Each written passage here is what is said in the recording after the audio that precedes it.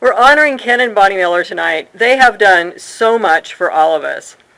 There are times during the legislative process when grassroots are incredibly important. Legislators will listen to real people who can tell their own story about their personal experiences. And as a lobbyist, you're always looking for people that you can really count on to interact with legislators. First of all, it has to be somebody who will show up when you need them. And it has to be somebody that you can count on, who you know won't let you down. It has to be somebody who's a good speaker, who can tell their story in a compassionate, compelling way. And someone who speaks clearly, but with emotion. Someone who people will listen to. During the years that I represented Washington Farm Forestry Association, Ken showed up over and over and over. Every time I called, he came. It wasn't always convenient. I know sometimes he was out working and he had to run in and take a shower and change clothes and drive into town. Sometimes it wasn't even an issue he particularly cared about, but I don't have anybody else. Can you come? And he always came. He showed up for all of us. Another very, very important part of lobbying is building relationships. And what better way is there to build relationships than invite people out to see your tree farm in person and share a meal or cookies. Ken did the inviting, Bonnie did the cooking. Ken led the tours, Bonnie set the table. Spending time together around the Miller's dining room table provided the opportunity to get to know legislators and bureaucrats. We had the time to listen to each other and understand each other's perspectives. And Bonnie's Christmas cookies really deserve an award all of their own, not only for their flavor, but also for the communication they help facilitate. Thank you, Heather. You'll notice some similar themes here. So my first interaction with Ken were at the Family Forest Foundation meetings. Ken has been on the board of that foundation since my brother started it in 2001. And I joined the board after he passed in 2014, and I was a little bit intimidated by Ken. You know, he's got the flat top, he's got the deep understanding of forestry issues and knowledge of all the key players. I wasn't sure how to interact. But as you know, Ken is a kind, generous soul, and I soon found myself at ease. And Ken was a state president of WFFA from 2004 to 2006. I looked through all the landowner news for those years because Donna had all the copies. And in his first message from the president, Ken showed his trademark optimism. He said, "I believe the pendulum of public opinion may be starting to swing toward the obvious. Keeping forest land and forestry is the best thing that can be done for people and the environment." He continued, "We have to remain persistent and even annoying at times to be heard." Ken walks his talk.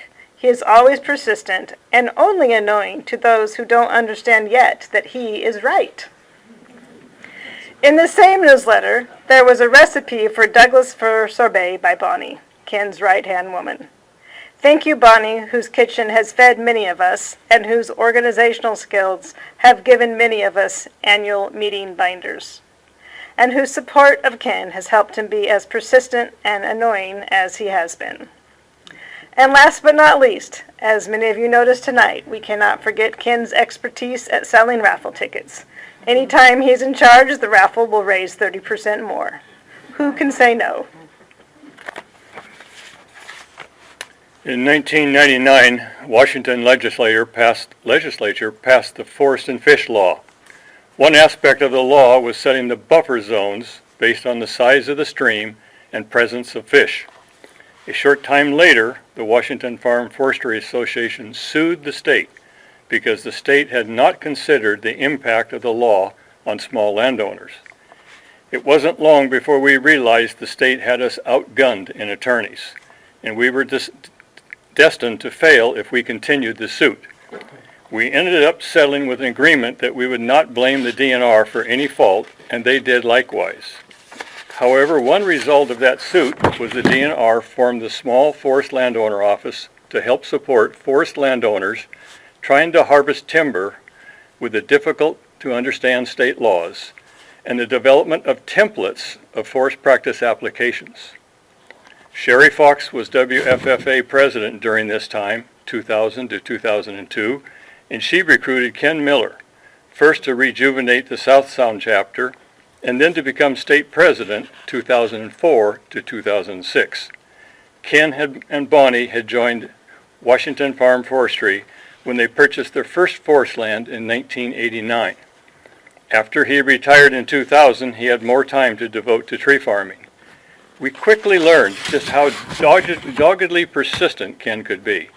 He has attended meetings beyond count and written testimony on behalf of WFFA for over 20 years. For 7 years, Ken pursued the idea of smaller buffers for small landowners. Despite repeated delays and setbacks, he persisted. The best example of Ken's dogged persistence was during the final time the Forest Practice Board shut him down with a resounding no to his proposal. Ken was devastated that all that time and effort was wasted. So he stood up, started to unbuckle his belt, and said he was going to perform a full Monty to the board. Those of you that don't know, that's when you bend over and pull your pants down. The president of the board immediately shut the meeting down and recessed it to another room that Ken was not invited to attend. After that, Ken was approached with a suggestion to ask the Washington legislature to ask for more money on the timber we were forced to leave in buffers. The outcome of that is we now will receive 90% of the timber value based on a DNR cruise of the inner and outer zones, instead of the former 50%.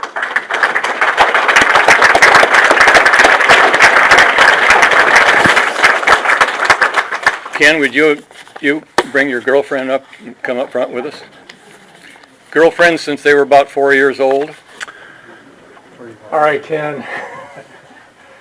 So we made up this plaque for Ken. It's got this stunning picture of him in maybe better days physically, and then a current picture. But honestly, thank you so much, Ken. It's amazing for what you've done for us. We really appreciate it.